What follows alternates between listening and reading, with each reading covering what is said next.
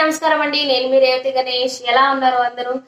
ఈ corona situation అందరూ ఇంట్లో జాగ్రత్తగా ఉంటున్నారు అనుకుంటున్నాము. ఎందుకంటే మీకన్నా ఇంపార్టెంట్ పర్సన్ మీ ఫ్యామిలీకి ఇంకెవ్వరు ఉండరు కాబట్టి అందరూ సేఫ్ గా ఉండండి. అండ్ నేను మీ అందరికి ఒక విషయం చెప్పాలనుకుంటున్నాను.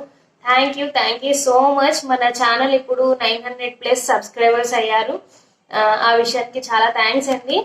ఇంకా సపోర్ట్ చేస్తూ ఉండండి. Thank you so much for all your love and support.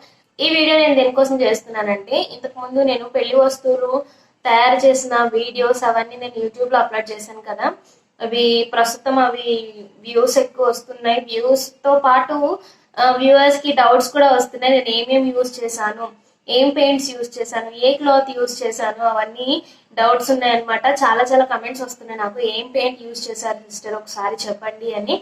అందుకని నేను డీటెయిల్ గా నేను యూజ్ చేసే ఆర్ట్ ప్రొడక్ట్స్ అన్ని ఒకసారి మీకు చూపిద్దాం అనుకున్నా. ఆ డౌట్స్ క్లారిఫై అవుతాయి అందరికి. ఏం యూజ్ చేస్తున్నాను, వేటితో పెన్సిల్ డ్రాయింగ్ చేస్తున్నాను, ఆయిల్ పాస్టల్స్ కి ఏం యూజ్ చేస్తున్నాను, పెయింటింగ్స్ కి ఏం యూజ్ చేస్తున్నాను అనేది నేను యూజ్ చేసేవన్నీ నేను ఇక్కడ నా టేబుల్ మీద తీసుకొచ్చేసాను మీ అందరికి చూపించడానికి.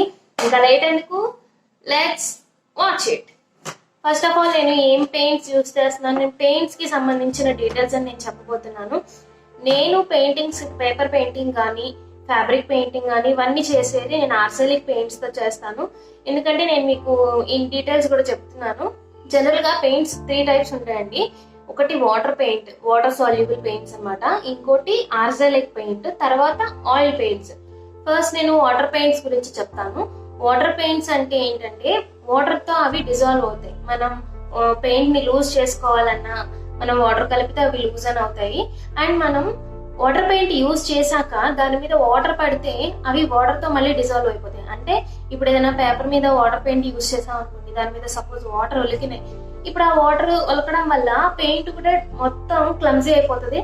మనం వాటర్ పెయింట్ యూజ్ చేసిన వాటిని వాటర్ ఏమి తగలకుండా జాగ్రత్తగా పెట్టుకోవాలి. సెకండ్ వన్ వచ్చేసి ఆర్సెలిక్ పెయింట్ అండి. ఈ ఆర్సెలిక్ పెయింట్ అనేది ఏంటంటే మనం పెయింటింగ్ చేసేటప్పుడు వాటిని వాటర్ తో మిక్స్ చేసుకోవచ్చు. అంటే ఇవి వాటర్ సాల్యుబుల్ అన్నమాట. వాటర్ సాల్యుబుల్ పెయింట్స్ ఇవి డ్రై అయిన తర్వాత, ఇప్పుడు మనం సపోజ్ పేపర్ మీద వేసిన, క్లాత్ ఫ్యాబ్రిక్ మీద వేసిన, వాల్ మీద వేసినా సరే అవి డ్రై అయిపోయిన తర్వాత అవి వాటర్ తో సాల్యుబుల్ అవ్వవు. అవి లాంగ్ లాస్టింగ్ గా ఉంటాయి అనమాట మనకి. సేమ్ ఈ ఆర్సెలిక్ పెయింట్స్ ని మనం ఫ్యాబ్రిక్స్ కి యూజ్ చేస్తాము, మన వాల్ పెయింట్స్ కి యూజ్ చేస్తాము, పెయింటింగ్స్ లో కూడా యూజ్ చేస్తాము. నేను యూజ్ చేసేది కూడా ఆర్సెలిక్ పెయింట్స్ అనమాట.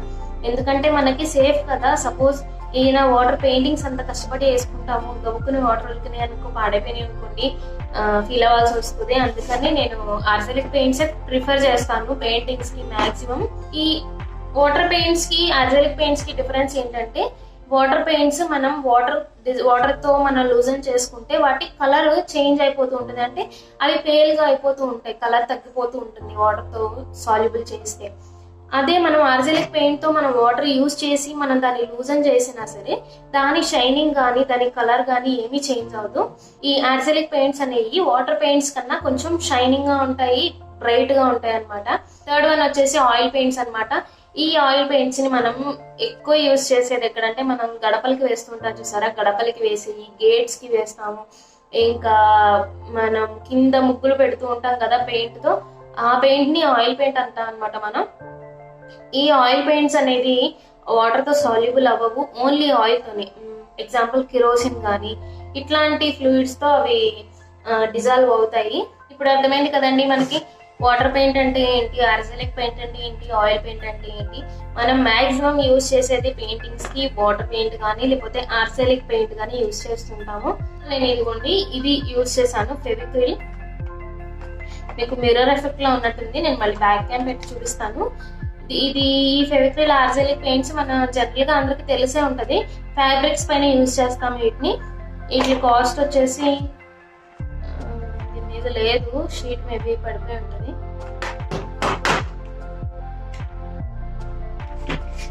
ఈ ఆర్సెలిక్ పెయింట్స్ అన్ని ఇన్ని కలర్స్ లో అవైలబుల్ ఉంటాయి. ఇది ఫెవిక్రిల్ ఆర్సెలిక్ కలర్స్ అనమాట. ఫెవిక్రిల్ ఫ్యాబ్రిక్ పెయింట్స్ కి టాప్ బ్రాండ్ ఇది. దీంట్లో మొత్తం 10 కలర్స్ ఉన్నాయి. ఇవ్వండి, ఈ 10 కలర్స్ ఉన్నాయి. ఇంకా నా దగ్గర ఎక్స్ట్రా కూడా ఉన్నాయి. మెయిన్లీ నేను యూజ్ చేసే పెయింటింగ్స్ కి కానీ, క్లాత్ పెయింటింగ్ కి కానీ, లేదా మన గరిక ముంతలు వేసాను చూసారా, అవి కానీ, కొబ్బరి బొండాలకి వేసింది కానీ, ఆ బిందెకి పైన అంటే బిందెకి గోల్డ్ కలర్ పెయింట్ వేసాను కదా బేస్, ఆ గోల్డ్ కలర్ పైన వేసిన పెయింట్స్ కూడా ఈ ఆర్సెలైక్ కలర్స్ తోనే వేసాను. ఇంకోటి ఏంటంటే ఆ గోల్డ్ కలర్ ఏంటి సిస్టర్ అని చెప్పి చాలా మంది అడుగుతున్నారు. ఇది ఆర్టిస్ట్ గోల్డ్ కలర్ అండి. ఇది అయిపోయింది, మీకు చూపించడానికి ఇంకొక 50 grams తీసుకున్నాను, 100 grams లేదన్నాడు. దీని బాక్స్ ఎలా ఉంటది అని చెప్పి కూడా అడిగారు. ఇదిగోండి, నేను బ్యాక్ క్యామ్ పెట్టి చూపిస్తాను. ఇది 50 ml వచ్చేసి 72 రూపీస్ పడిందండి. దీని మ్యానుఫ్యాక్చరింగ్ వచ్చేసి మనకి ఆంధ్రాలో విజయవాడ దగ్గర గొల్లపూడి అని ఉంది. ఈ ఆర్టిస్టిక్ గోల్డ్ అనే పెయింట్స్ అక్కడ మ్యానుఫ్యాక్చరింగ్ అవుతాయి అనమాట. హైదరాబాద్ లో కూడా దొరుకుతాయి ఇవి లోకల్ బ్రాండ్ కాబట్టి. నేనైతే మొన్న బిందెకు యూజ్ చేసింది ఇదే పెయింట్ అండి. ఇది వాటర్ సాల్యుబుల్ అవుతుంది. డ్రై అయ్యాక ఇది కూడా ఆర్సెలిక్ కలర్ అనమాట. డ్రై అయ్యాక ఇది మళ్ళీ వాటర్ తో సాల్యుబుల్ అవ్వదు. ఓన్లీ వాటర్ తో ఇది వేసే ముందు వాటర్ సాల్యుబుల్ చేసుకుని మనం అప్లై చేసుకోవాలి. అండ్ బిందెకి వేసేటప్పుడు ఇది వాటర్ లో మిక్స్ చేయకూడదండి. డైరెక్ట్ పెయింట్ ని అప్లై చేయాలి. మనం బ్రష్ ని కూడా లూజన్ చేసుకోకూడదు, ఎందుకంటే స్టీల్ కదా. స్టీల్ కి మళ్ళీ వాటర్ సాల్యుబుల్ చేసి దానికి అప్లై చేస్తే పెయింట్ స్ప్రెడ్ అవ్వదు. కాబట్టి డైరెక్ట్ పెయింట్ ని మనం బ్రష్ వాటర్ తగలకుండా మనం బిందె పైన వేసుకోవాలి పెయింట్ తో. అండ్ నేను యూజ్ చేసిన గమ్ కూడా ఫెవిక్రిల్ గమ్ అండి. నేను మీకు ఒకసారి బ్యాక్ క్యామ్ పెట్టి చూపిస్తాను. ఇదిగోండి, ఇదే పెయింట్ బాక్స్ నేను యూజ్ చేసింది. 10 షేడ్స్ ఉన్నాయి మొత్తం. ఆల్సో అవైలబుల్ ఇన్ ఈ షేడ్స్ కూడా అవైలబుల్ ఉంటాయి. ఇవి హోల్సేల్ షాప్ లో అయితే మనకి ఇంకా షేడ్స్ ఎక్కువ అవైలబుల్ అవుతాయి. ఇదిగోండి, నేను యూజ్ చేసిన ఆర్టిస్ట్ గోల్డ్ బాక్స్ అనమాట. ఇది పైన ఇలా ఉంటుంది. ఇది 50 ml వచ్చి 72 రూపీస్ ఉంది.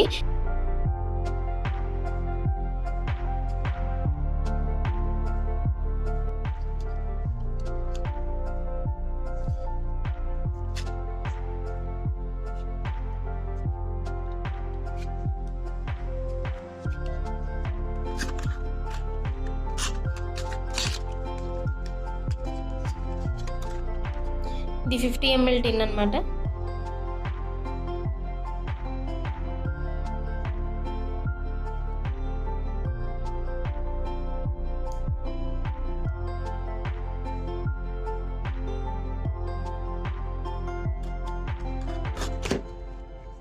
యూజ్ చేసిన ఫెవిక్రిల్ ఫ్యాబ్రిక్ గ్లూ అనమాట. ఇవి నేను అడ్డుతెరకు కానీ, గరిక ముంతులకు కానీ, ఇంకా బిందెకి, ఉంగరాల బిందెకి, కొబ్బరి బొండాలకి యూజ్ చేసింది ఇవే పెయింట్స్ అనమాట. ఈ paint box the actual price నాకు గుర్తులేదు, కానీ ఈ బాక్స్ వచ్చేసి 270 రూపీస్ టు 300 బిలో ఉంటుంది. ఇది సపరేట్ గా కొనాలంటే ఒక్కొక్క బాటిల్ వచ్చేసి 20 రూపీస్ ఎంఆర్పి ఉందండి. ఇదిగోండి, కనిపించట్లేదు ఇక్కడ చూసారా, 20 రూపీస్ ఎంఆర్పి ఉంది దీని మీద. నేను డ్రాయింగ్ యూజ్ చేసే పెన్సిల్స్ అన్ని వాటి గ్రేడ్స్ కూడా నేను చెప్తానండి. గ్రేడ్స్ ఏంటి అనుకుంటారేమో, ఇంజనీరింగ్ చేసిన స్టూడెంట్స్ కి అయితే చాలా ఈజీగా తెలుస్తుంది. ఇప్పుడు పెన్సిల్ కి వచ్చేసి హెచ్బి, మనం రెగ్యులర్ గా బయట దొరికే పెన్సిల్స్ అన్ని హెచ్బిలో ఉంటాయి. హెచ్ వర్జన్స్ వచ్చేసి లైట్ షేడ్స్ అన్నమాట. ఇటు పి సైడ్స్ ఉన్నాయి అన్ని డార్క్ షేడ్స్. ఇప్పుడు హెచ్బి మనం మిడిల్ లో ఉన్నది హెచ్బి అనమాట. హెచ్బి యూజ్ చేస్తాము రెగ్యులర్ గా బయట దొరికేవి పెన్సిల్స్. డ్రాయింగ్ పర్పస్ కి వచ్చేసి హెచ్బి నుంచి ఇటు పక్కకి 2H, 4H, 6H, 8H, 10H అట్లా హెచ్ఎస్ గ్రేడింగ్ ఉంటుంది అనమాట. డార్క్ షేడ్స్ కి వచ్చేసరికి హెచ్బి దగ్గర నుంచి 2B, 4B, 6B, 8B, 10B ఉంటాయి. 12B కూడా ఉంటుంది. 12 తో లాస్ట్ అనమాట. ఇవి ఈ పెన్సిల్స్ అన్నిటిలో నా దగ్గర ఉన్నాయి, నేను చూపిస్తాను. నేను యూజ్ చేసే పెన్సిల్స్ ఇవి. నా దగ్గర ఉన్న గ్రేడ్స్ ఏంటంటే, ఇది హెచ్ పెన్సిల్ అనమాట. మనం రఫ్ గా గీసుకోవడానికి హెచ్ని యూజ్ చేస్తాము. దీని డార్క్నెస్ చూసారా ఇలా ఉంది. నెక్స్ట్ పెన్సిల్ వచ్చేసి హెచ్బి పెన్సిల్ అనమాట. ఇది అప్సరా ఎక్స్ట్రా డార్క్. దీని షేడింగ్ వచ్చేసి, దీని డార్క్నెస్ చూసారా, దీనికి హెచ్బి అనేసరికి బి కూడా యాడ్ అవుతుంది కాబట్టి మనకి దీనికన్నా కొంచెం డార్క్గా ఉంటుంది. నెక్స్ట్ వచ్చేసి నా దగ్గర ఉన్నది 2B పెన్సిల్.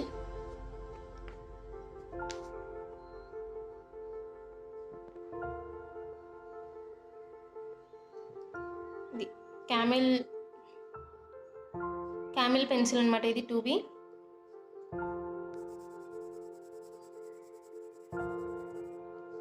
ఇది 2B. ఇది H.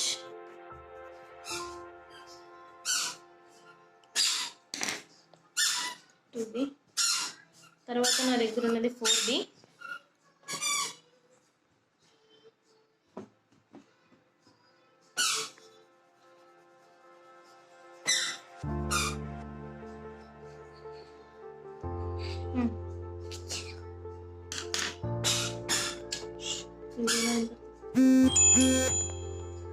నెక్స్ట్ వచ్చేసి 6B పెన్సిల్ ఉంది నా దగ్గర.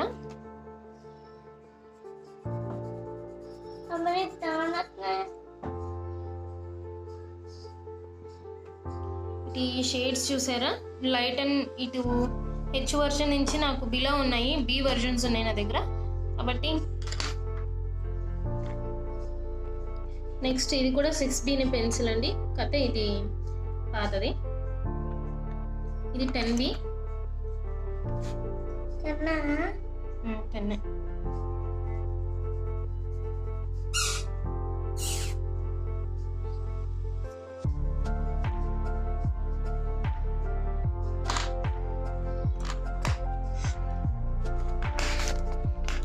ఇవి లిడ్ పెన్సిల్స్ అండి. ఇదేమో 0.5 mm, ఇది 0.7 mm, ఇది 0.9 mm పెన్సిల్స్.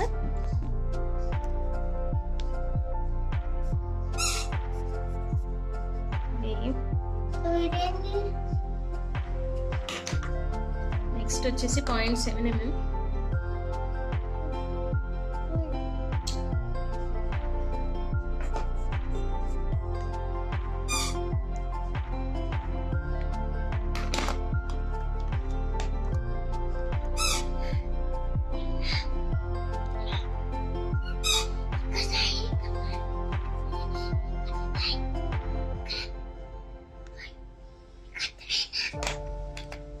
ఇది నేను రెగ్యులర్ గా యూజ్ చేసే పెన్సిల్. ఇది క్లిక్ పెన్సిల్, మనకి బాగా దొరుకుతుంది బయట. ఇది రఫ్ గా పెన్సిల్ చేయాలంటే నేను దీంతో చేస్తాను. ఇది 0.7 mm.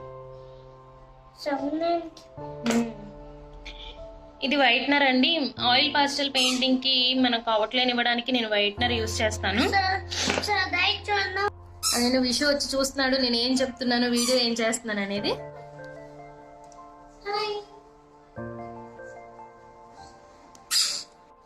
ఇది పెన్ ఎరేజర్ అనమాట. దీనిపైన పెన్ లేదు. పెన్ లోపల మన లిడ్ పెన్సిల్ ఎలాగో ఇది కూడా లోపల లిడ్ లాంటిది అనమాట. కానీ దీనిపైన పెన్ విషు పాడేశాడు కాబట్టి నేను దీన్ని ఇట్లానే యూజ్ చేస్తున్నాను. ఇది ఐస్ దగ్గర కానీ లిప్స్ దగ్గర హైలైటింగ్ ప్లేస్ లో యూజ్ చేస్తాము ఈ ఎరేజర్ ని. ఇవి వచ్చేసి పేపర్ స్టంప్స్ అనమాట, బ్లెండ్ చేయడానికి. ఈ పేపర్ స్టంప్స్ ని మనం బ్లెండ్ చేయడానికి యూజ్ చేస్తాము. వీటిలో సైజెస్ అన్నమాట. చిన్న చిన్న ఏరియాస్ లో బ్లెండ్ చేయడానికి ఇది విషయం వచ్చేసాడు. చిన్న ఏరియాస్ లో బ్లెండ్ చేయడానికి ఇవి యూజ్ చేస్తాము.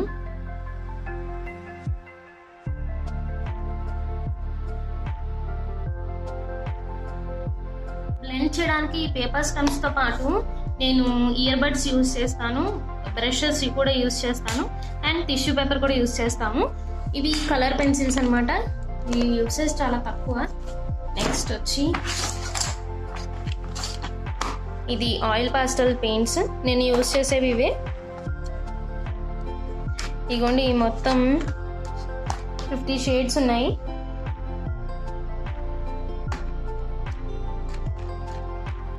ఆయిల్ పాస్టల్ పెయింటింగ్ కి నేను ఇవే ఆయిల్ పాస్టల్స్ యూజ్ చేస్తానని. ఇదివరకు క్యామెల్ యూజ్ చేసేదాన్ని, కానీ ఈ డోమ్స్ ఇవి కొంచెం సాఫ్ట్ అని ఎక్కువ సాఫ్ట్ అని ఉంటాయి అన్నమాట. ఇవన్నీ నేను యూజ్ చేసేవి.